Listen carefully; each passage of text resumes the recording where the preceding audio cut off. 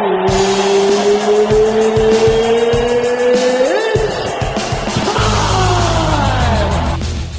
week on The Ultimate Fighter, it was Michael Chiesi from Team Faber against Jeremy Larson from Team Cruz. We opened the show with Al Iaquinta saying he was happy to get the win and put it in Team Cruz's face. Chiesi promises they'll keep the hammer after he beats Jeremy. Cruz gives his guys a pep talk and then tries to get Sam Sicilia to give up some inside tips on his best friend Chiesi. Cecilia and Chiesi talk it over at the house afterwards, and Cecilia says he won't compromise the type of person he is just for the Ultimate Fighter. Chiesi says the fact Cruz was trained to turn his spreads against him makes me want to cut my leg off, go down to 135, and give him a fucking beating, unquote. Cruz practices with Larson. After commercial, we find out that Chris Tickle has gout in his foot. Cruz questions his heart, pulls Tickle aside, and has a one-on-one chat. Cruz says you're either here to fight or not, and if you're here to fight, don't complain about your toe. Tickle says he doesn't want to go home no matter what.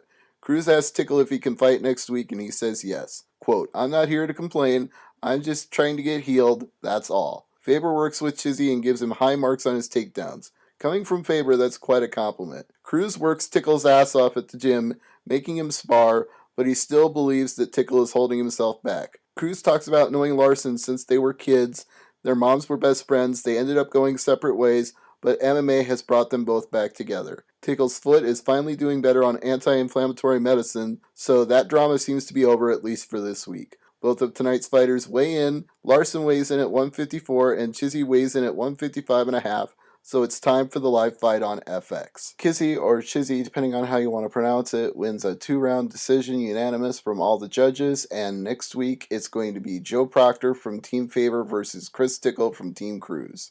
Rodrigo Lima took on Hiroshi Iron Nakamura in a Bantamweight Tournament quarterfinal, and some people may not agree with the decision here because of the fact that Lima was doing more on the ground offensively even though he was on his back, but Nakamura got scored by the judges for the takedowns, plus the fact that Lima got deducted a point for 2 groin shots. So he gets a unanimous 29-27 decision and advances in the Bantamweight Tournament to the semifinals. Then in our second Bantamweight quarterfinal of Bellator 64, Travis Marks out-wrestled Masakatsu Ueda for 3 straight rounds and picked up a 29-28 unanimous decision. Our third fight of the night was a Featherweight Tournament semifinal where Popo Bezerra fought Marlon Sandro, and I have to be honest here, this was rather boring. It was a sparring match for most of the 3 rounds until Bezerra landed a couple of good right hands in the third, but it was too little too late. Sandro picked up the decision 29-28 times 2 and 28-29 for his opponent and apologized profusely to the crowd in Windsor for an unexciting performance.